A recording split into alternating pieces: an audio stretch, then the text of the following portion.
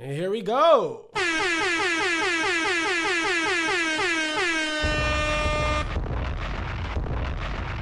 Period. You know what time it is, motherfuckers? It's your boy Mike Flamez. Period. Episode 2 of season 2. It's what it is, motherfuckers. I got a lot to talk about this time. I think I know where the buttons are this time. Shout out to everybody who joined back with me last week. I know I looked a little sad. Because I kind of was, you know what I mean? I was going over some deep shit, and, you know, it just be like that sometimes. But shout out to all the people who watching. I don't put a lot into promoting this yet because I'm practicing my craft.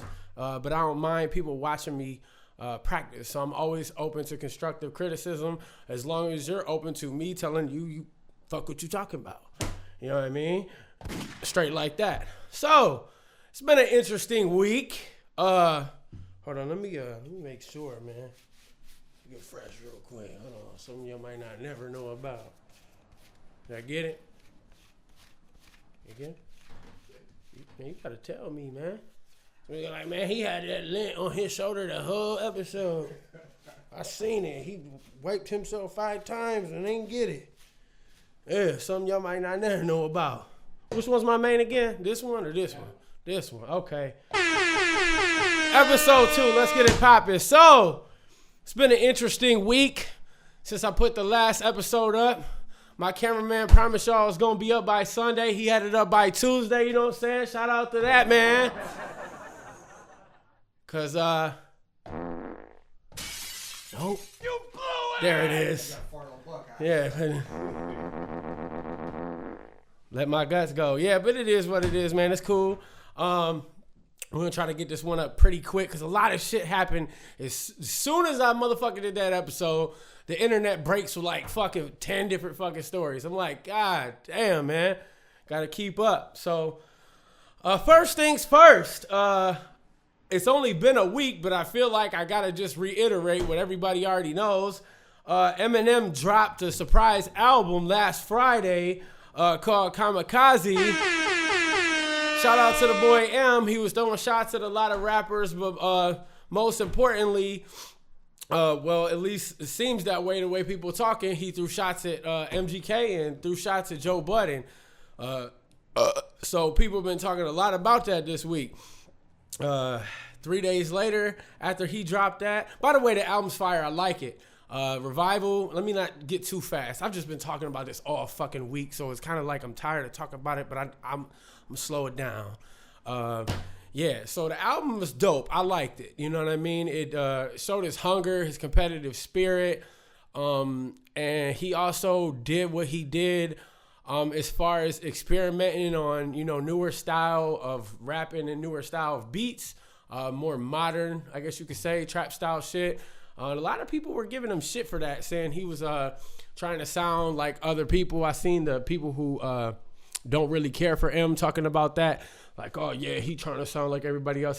He's mimicking, bro. He's making fun of him in his own fucking way, the way Eminem always fucking, you know, trolls motherfuckers before it was trolling. Before we even used that term. So I feel like that's what he was doing. But yo, let's get down to the nitty gritty.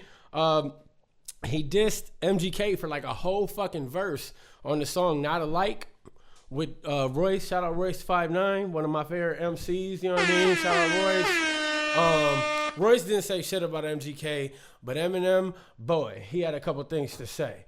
You know what I mean? And kind of just, I feel like kind of comically came at him, kind of mocking, you know, calling him a gunner, and you run with the, you know, some thugs and whatever he said. And yeah, I thought it was pretty solid. You know what I mean? I was surprised that Eminem gave MGK a full verse like that. But hey, I mean, MGK is worthy, whether some people think he's not. Shout out MGK. You know, he's an Ohio boy. And he's been doing numbers, man. He's got 2 platinum records. He's got a cult following. If you don't know that, he does. Shout out everybody out there that listens to him. I don't listen to him a lot, but I do support him fully because he's from Ohio. So let's get that clear. Did a couple shows with him, met him before. His drummer, Rook. Shout out Rook. JP is like a little bro to me. We've been cool for a long time. But yeah, I think it was solid. Labor Day comes. And MGK drops a track on Eminem called Rap Devil, and it broke on the internet heavy. He dropped the track, and then the video came out the same day, and boy, oh boy, oh boy, oh boy, oh boy, hot, it's fire.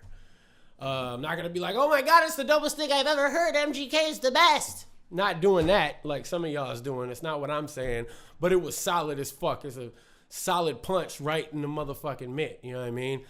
And I respect the fuck out of him for the timing, sticking to the MC code. Fuck that. I'm coming back at you.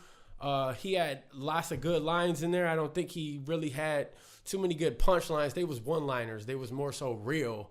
Only punchline, I really think there was actual battle-type punchline was when he said the last time you ran, or last time you seen 8 miles was on the treadmill at your house. I was like, ooh, that was hot. But yeah, overall, I thought it was good, man. I'm not going to knock it. Definitely don't think Eminem's been murdered, but I definitely think he's met his match, at least for the moment. Regardless of whatever pedestal you want to put either of them on, this is a fight. I think we schedule it for 3 rounds. Well, looking at the goddamn time, people are like, where's Eminem shit at? I feel the same way. But to put a pause on that, and put a little, you know what I mean, a little more shit in the mix, Joe Budden came out with his podcast, and he went all the way in. If you know who Joe Budden is the dude. A lot of y'all be like, oh, the dude who sung Pump It Up. But yeah, he's a real MC. He got go. He was in Slaughterhouse with Crooked Eye, Royce 5'9", Joel Ortiz, which is signed to Shady. He was under Eminem for a couple years. He's had a very popular podcast these last couple years. A lot of people listen to it. A lot of people don't. It is what it is. But he vented, I feel like, something that he's wanted to talk about for a while. And talk for what? What was it, Jordan? Like in a fucking hour and a half. About this one thing. Because Eminem also took shots at Joe Budden on the Kamikaze album. Which stems from Joe being a harsh critic about the album Revival being garbage. I mean, I won't say it's fucking the worst shit I've ever heard, but it is definitely the worst album I heard from Eminem. So I can agree in ways.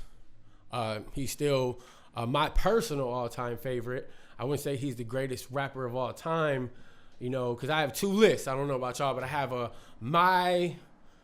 my favorites of all time, my favorite all-time list, and then I have like what I think is like respectable, and it's not whether to agree or disagree with anybody, but I have 2 different lists. Eminem is still my personal favorite, so not to mix it up too bad, but anyways, so inside a week, Eminem got pretty fucking aired out, man. He got aired out by MGK. The track was solid. A lot of people who don't like Eminem took that shit and ran with it. You know what I mean? I done seen a couple motherfuckers who can't stand Eminem, you know, took that and ran with it. I done seen MGK's fan base stand the fuck up, you know what I mean, and talk they shit. I done seen Eminem fans like, man, MGK ain't sweet, et cetera, et cetera. So we got to fight. And then I seen a lot of people come out the cuts saying what everything Joe Budden was saying, saying that, you know, Joe Budden would eat up Eminem. And I thought that was crazy. I think when Joe Budden was saying that, I thought that was crazy talk. Crazy talk. Now, let's not get it twisted. Anybody who knows or listens to my music, I've referenced Joe Budden a lot years ago. Because I do like a lot of Joe's music, but over time, personally, I think he just went do, and it just got less quality of projects. I'm not saying that he didn't still have bars. I'm not saying he didn't have content. I'm not saying he wasn't any good. I'm just saying as far as being a complete artist and having what it takes to make complete projects or even complete songs for that matter, I think he fell off. Let's be honest. And like I said, I like Joe Budden. I'm not trying to go in on him right now, but I'm being legit. So Joe Budden you know, he did a couple diss tracks on Drake and nobody gave a fuck. You know what I mean? And when I heard that Joe Budden dissed Drake, I was excited. I ran right to the motherfucking internet and I had to hear him, and I was disappointed as a fan. And then, what was it, a couple months, maybe inside a year, I retire. Coincidentally, after, you know, your last album didn't do too hot, doesn't seem like Slaughterhouse is moving for whatever reasons, which is, if you go to Joe Budden's podcast, episode 177, yes, I know the number, because I want to give y'all a good reference to it. Go watch it if you wanted to see what I'm talking about. But I think a lot of the shit he said was probably true, especially from his point of view, but I think he's fucking crazy. If he thinks, his one comment where he said he's been better than Eminem for the last decade. Crazy. Okay, so, yo, nothing you put out was better than Recovery. None of your solo projects were better than Recovery. My personal opinion. Definitely don't think so. Not in the past 10 years. We're going back to 2008. I don't know when Mood Music 3 came out, but I want to say it was definitely before 2008. I think it was 2007. But and ever since Mood Music 3, I think he's fell off a lot. Still had a lot of good songs. I'm not going to say that it was all trash, but I'm talking about complete projects. And I just personally think there's no way. I mean, Joe Budden has showed us time and time again, he's not really good at competition on the mic. He's good on his own, but he never really was the best verse on a Slaughterhouse song. If you think I'm wrong, comment the Slaughterhouse song right now that Joe Budden killed it harder than the other three. Yeah, exactly. Okay, so on top of that, he lost the battle with Hollow the Don, which is a really big deal. He was talking big shit. Whatever you want to say, I'm from the battle rap culture. I know Hollow. He lost. Joe Budden lost. He had a couple good things to say, but he walked in there way too cocky, way too confident, and just disrespected, you know, the platform that he was on, which the platform was constructed for him to win. Let's be real. I mean, I guarantee there was battle fans in the building, but that shit it was called Total Slaughter. The judges were Slaughterhouse and Ebro. It was set up for you to win and you lost. You know what I mean? It was Eminem's show. And you're going to eat Eminem up, and then what did he say? Talk some shit about me other than on your album rollout, and I'm going to get at you. I call bullshit. I'm not buying it. I don't care. Roy and Ma have been trying to get you to rap for so long. Shannon, I would love to hear you rap. I would love to hear Joe Budden come out of retirement. It's not like, you know, Game retired, Jay-Z retired. How many rappers done retired and came back? You know what I mean? So come back. But don't make empty-ass threats like, oh, if you do more. Right. You're more relevant right now than you've been in years. Even when Slaughterhouse was popping, you're more relevant right now. So I say that to say this. I think Eminem, he probably was going to respond quickly, but then all the Joe Budden shit came out. And at the end of the day, as much as I know everyone wants to see this MGK and Eminem thing go down, which I still think it is going to go down, but a lot has to be addressed with what was said by Joe Budden, because that's in-house shit. Even if he's not in the house anymore, that's in-house drama. And a lot of that shit definitely could seem like it's true. I think a lot of it, there's probably a lot of truth to a lot of that. So I'm interested. Hopefully, you know, MGK still gets a full response from Eminem, because he definitely deserves one. I think that's set up for 3 rounds. I think Joe Budden is just going to get flexed on wax and then, you know, podcasts about it. Period. I don't think he's going to fucking do anything. Because I lost, as far as him being a rapper, he's still my guy. I watch his podcast and shit. But he's not about to do nothing with him. Period. Not about to do nothing with him. If y'all wondering my personal opinion on the situation, as far as the MGK and Eminem situation, I want to say this. I want to say shout out to all the real Eminem fans. You got to get that boy Kels' respect, man. Okay? You got to give him his respect, whether you was feeling it, whether you think Emma eat him up. That took a lot of nuts as a white rapper, and people are like, oh, you gotta make it a white rapper thing. Yeah, you kind of do. Yeah, you kind of do, because they're both white rappers. You know, if Eminem dissed me, which obviously wouldn't fucking happen, because why would he? But I mean, I would have to respond. And I think it's amazing that MGK came at it. 4 verses in 3 days. If you're not giving him no respect for that, if you're just talking about him like he a scrub off of that, you know what I mean? He got slapped. You know what I mean? This is a metaphor, obviously not literally, because you stupid motherfuckers won't get it. But Eminem was like, he was like, oh, you slapped me, bow. And he punched back. Not saying the punch was super effective, but now we have a fight. Someone got slapped, someone got punched. We waiting on the next move. We waiting on the next round. So I personally think, you know, MGK has got it coming. I think it's going to be nasty. Like Bizarre said, if y'all seen Bizarre's video, boy, it's going to be crazy.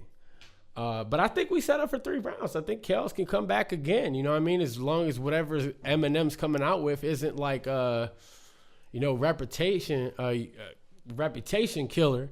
You know what I mean? Where he come out with some super dirt that makes him look some type of way. Because let's be honest, everything that MGK said for the most part, we already knew. But it was refreshing to hear someone come at him about it. Because no one's ever came at him about it. And Eminem fans, we got to be real. We've thought some of them things our damn self. You know what I mean? I'm tired of them hats too. I am. But it is what it is.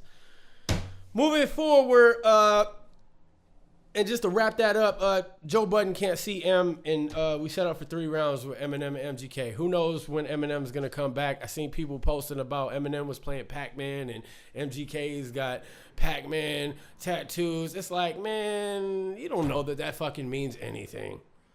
Jesus. It's like, look and see, it's got to see. Shut up, man. That shit is crazy.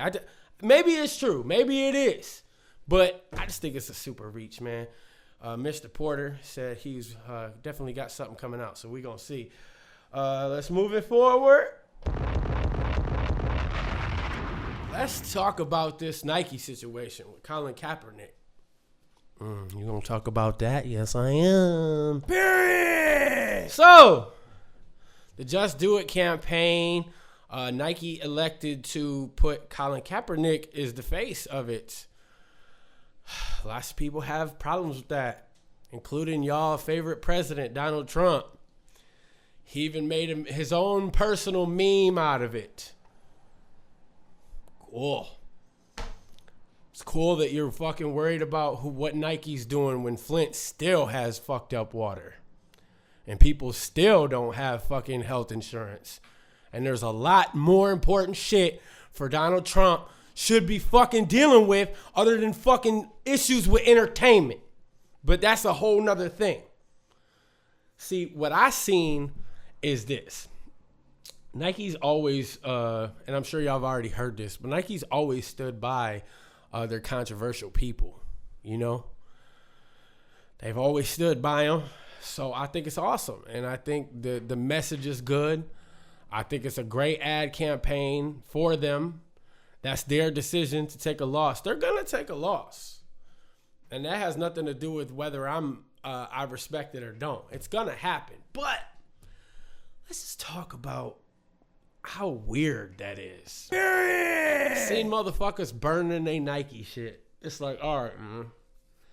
All right. So this dude pretty much chose a different path in life. I don't think he intended it to go that way. I don't think he intended it to go this far. But he basically is probably never going to play in the NFL again. I think there's like a 90% chance that he will never play in the NFL again. Unless some team wants to take a stance and, you know, try to fix something, which I don't see happening. But he stuck up for what he believed in, pretty much costed him his NFL career. And it seems like he's okay with that to an extent. I mean, he's suing the NFL, et cetera, et cetera. I mean, this is some big shit. I mean, y'all lovely Donald Trump got involved, you know, and felt the need to comment on every aspect of that, and it blew up even bigger. And this isn't even, I'm not even trying to keep talking about Trump, but my point is, okay, let's call it what it is. Motherfuckers is burning their Nike shit. Okay. Number one, they already got paid. You already cashed out. The receipt was printed. So they're not losing nothing on that. You know what I mean? What the fuck does that mean? You know what I mean? You really want to be on some fucking I'm badass shit, go in there and start knocking Nike shit down or something in the store. Badass. Oh, I'm going to burn all my own shit. Look how mad I am. No, you're a fucking idiot. Period. You're a fucking idiot. Listen. I ain't burning nothing I bought. And I found that out last year when James Harrison went to the Patriots. Because, boy, I was sick. I don't know if some of y'all seen, but I put his jersey in a garbage bag. And that jersey's still in that garbage bag in my closet. Folded up. Nice. I was mad at it, but I didn't burn nothing. And I realized that's completely different, but I'm a avid Steeler fan. My point is, man, what the fuck is that really going to do about anything? What are you going to do with that? And what is your real problem with Nike putting them, their spokesperson is fucking, or he's not even a spokesperson. He's just the front of this campaign. I mean, this shit probably ain't even gonna last that long. It's just their, the 30th anniversary of the Just Do It campaign. And you gonna burn your shit? Am I a fool? Because I think it's crazy to burn my shit? I mean, at least save the shit to cut grass in it, go paint in it. You know, treat it as some fucking, yo clothing is garbage, you know, do, you know, the messy shit, you gonna burn it. Oh, look at this. First of all, that ain't showing Nike nothing. If you really think that's doing anything, that's making the person that respects what Nike's doing, every time they see that, they might have just went and bought a Nike hat. They might have just went and bought some Nike shoes. So realistically, you're adding fuel the wrong way. And you're wasting your own burning shit. I think y'all are fucking crazy. And I think America is really, it's bittersweet for me. You know what I mean? It's bittersweet that we are exposing ourselves as Americans to how we really fucking feel all over social media.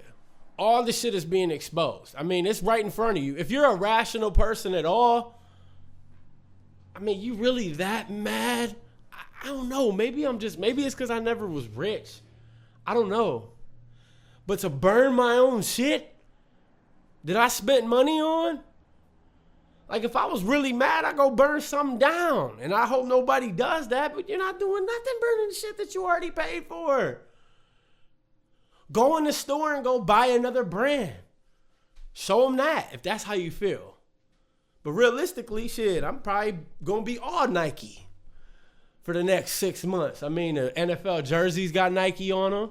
Shit, I'm about to get some new J's soon. Probably get some new Air Maxes. You know what I mean?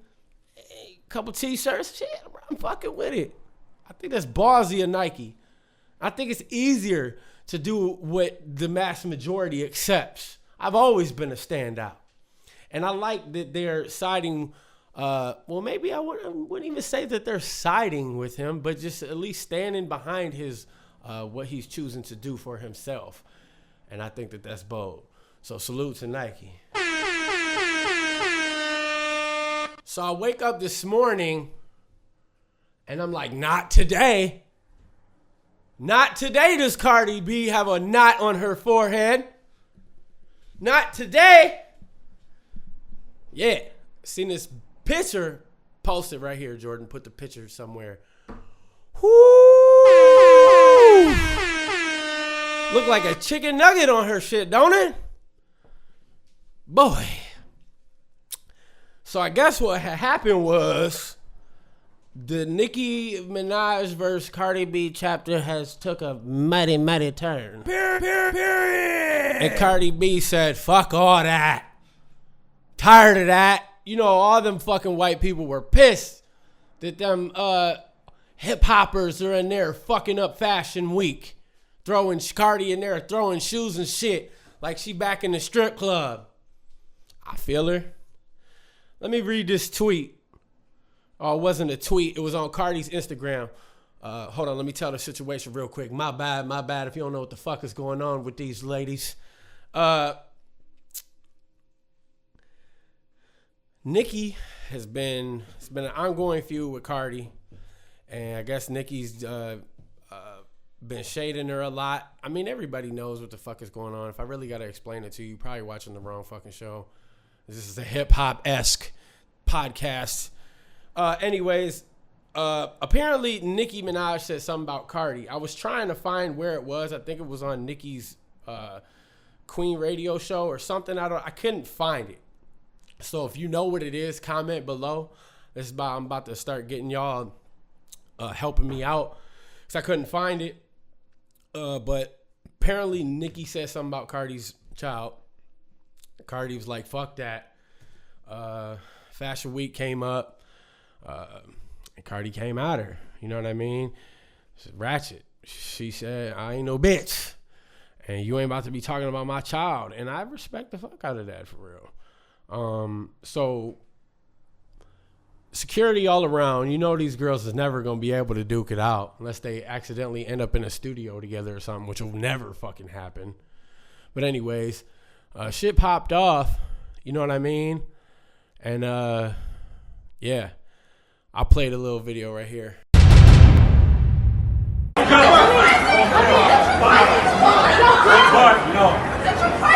Hold tight, I got it. Hold tight. Hold tight, hold tight. Bitch, come here. Bitch, come here. Bitch, come here. Bitch, come here. One to all units. Second floor terrace room ASAP. One to all units.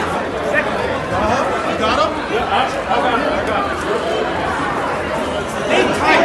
Hold tight. Hold tight. I got you. One to all units. One to all units. Second floor terrace. ASAP. Second floor terrace. ASAP. Second floor terrace. ASAP.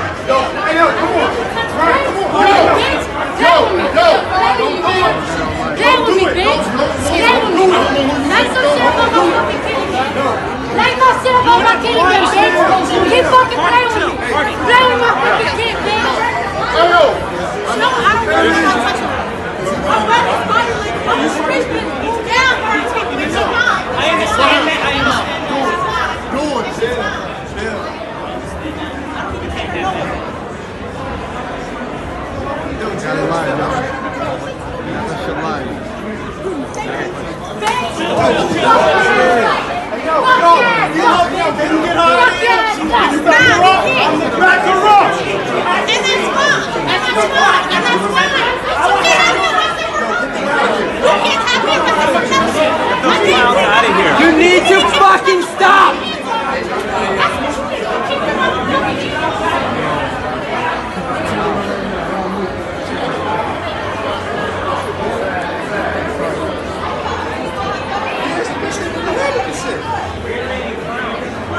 Hey!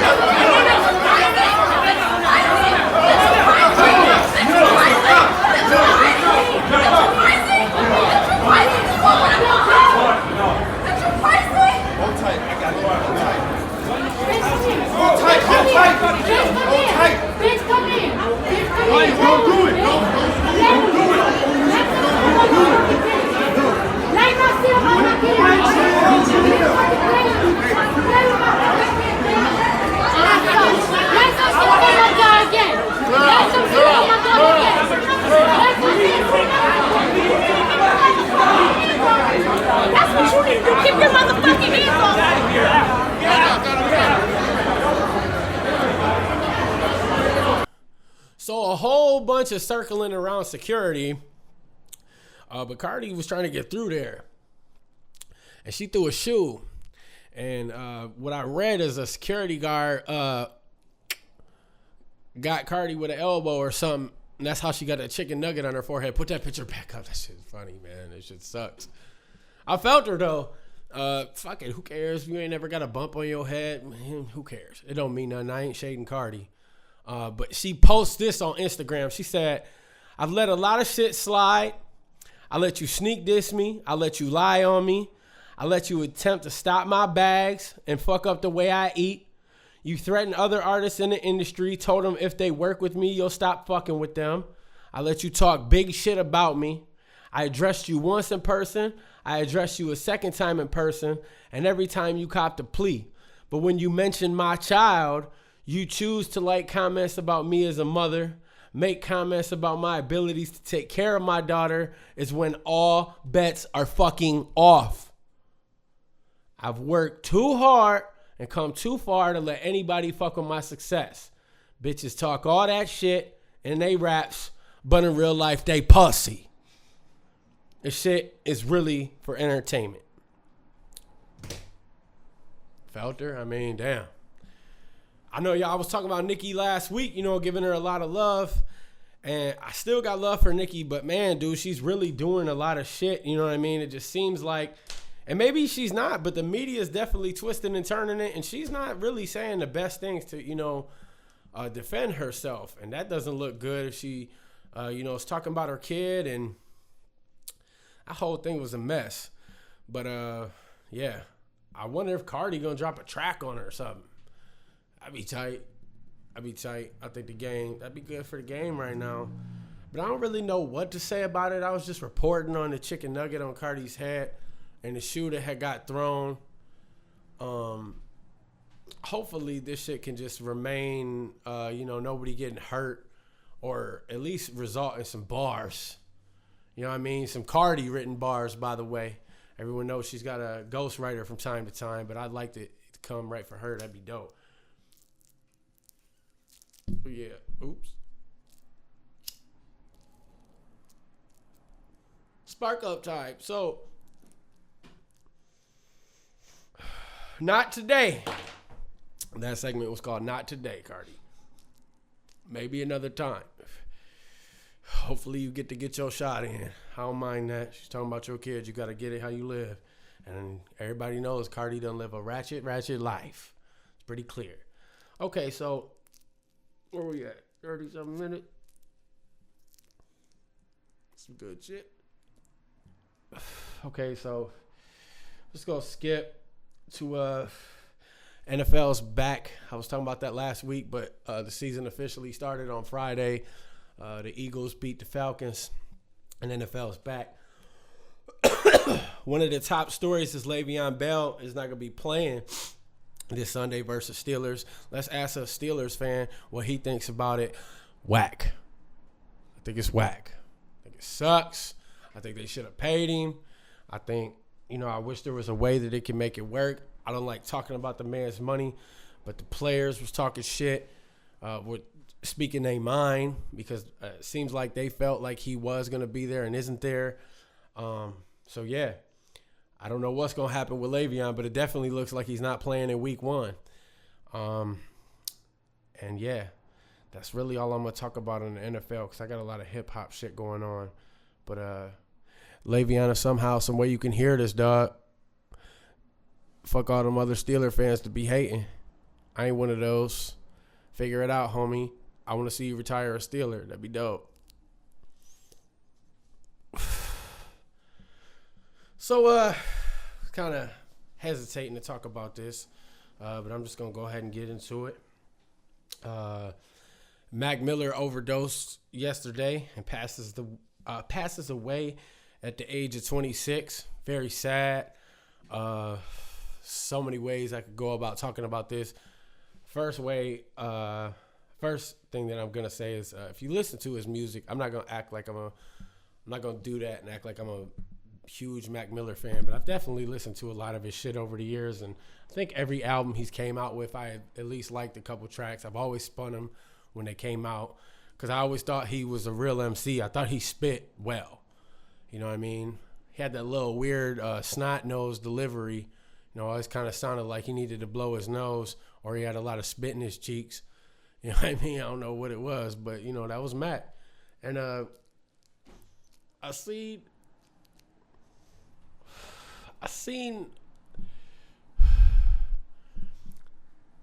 you know, when I say I hear words in music and they paint visuals for me. And when I listen to his new album, Swimming, I could tell he's bothered. He's going through some shit. You could just tell. You couldn't tell if he was, you know, happy or sad, but it definitely had a deep or dark undertone, whatever you want to say. And I just want to say rest in peace to the dude. You know, bad decisions led to a terrible ending. You know what I mean? The opiate problem, the drug problem is definitely a major problem all over America in general. It's definitely a problem with hip hop fans and obviously hip hop artists, and it's very sad. So I want to say this, for all the people that are more worried about, because I don't even think he's been dead for 24 hours yet. We've become so desensitized to all this wild shit that goes on, and social media exposes everything to the minute. You know what I mean? I think we've all just gotten so used to this person overdosed. This person, you know, is in this shit. This is that. And at the end of the day, I'm gonna say it like this. If you're the type of person, and I mean this to no disrespect to Mac Miller, I'm just having a conversation that's being had. And I don't have a co-host. I'm doing it myself. So for the people that say shit like some of my homies, you know, it's like, well, he's a drug addict. That's what he gets. Shouldn't have been doing drugs. Shouldn't be a fucking crackhead. Shouldn't be a drug addict. You know, that's what you fucking get. I don't feel sorry for a rich person that's all fucked up on drugs and kills themselves. I feel you to an extent. To an extent, I do feel you. If you would have asked me probably like 5-6 years ago, I would have felt you 100%, because the problem in America wasn't as big. The problem didn't affect me in my own life yet. It did once at that point in time, and my attitude towards it is not going to change. When you die because you overdose on drugs, in my personal opinion, yes, you brought it on yourself. I'm sorry. It is fucked up.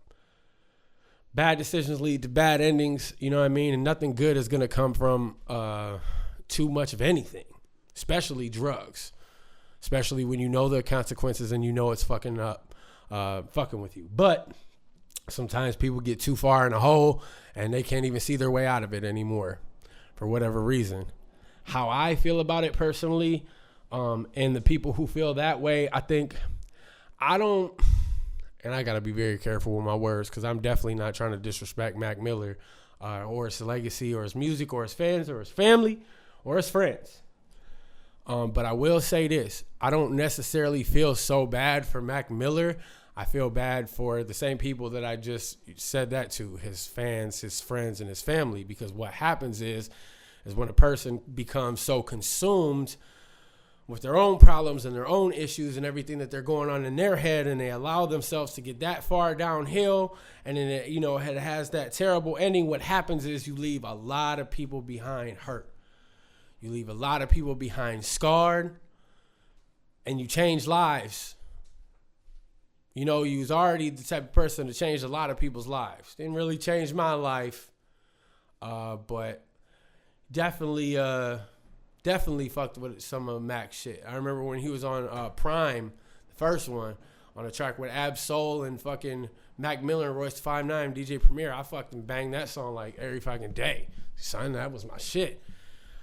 But anyways, back to my point. If you got anybody, and take this from me, I've lost 2 friends now to overdoses, good friends. And I've also lost plenty of people I went to school with and people I'm cool with and people I've known. I've lost way more. He said my ear looks terrible.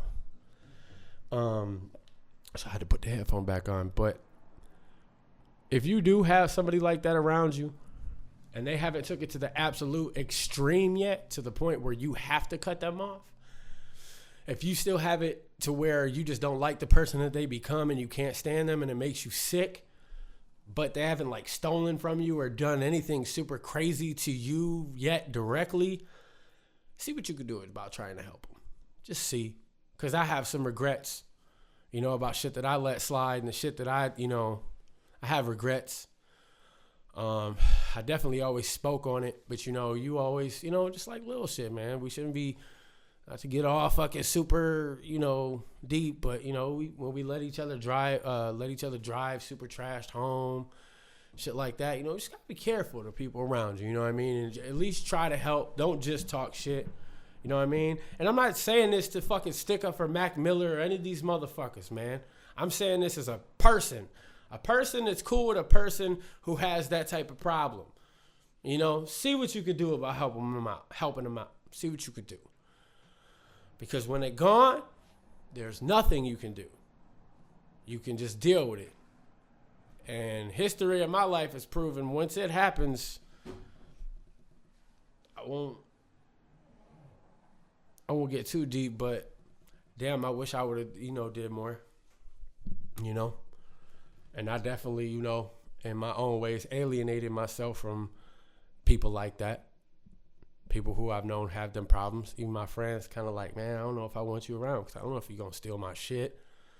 I don't know if you're going to fucking be on some wild shit. I don't want my people seeing you all fucked up. You know what I mean? But I went through it. Somebody in my family, I'm not going to say names, but, he was on drugs real bad and he got his life together. And, he's got, a family of his own now and he's got life going great for him. And I'm not going to lie to y'all. At a point, when he was at his worst, I ain't never think he was going to change. And he did. And he always said it had a lot to do with us. Some of the things that we said to him, I'm not going to get into specifics. But be real, man. Maybe it'll change him. Because my history showed me that not saying nothing and stepping out the way, you'll feel some type of guilt.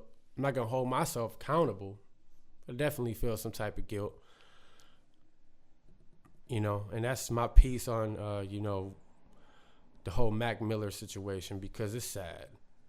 It's sad motherfuckers hopped right up on the memes right away, man. I got into it with my dude and my cousin, man, and I realized maybe I was being a little bit emotional, but that's me.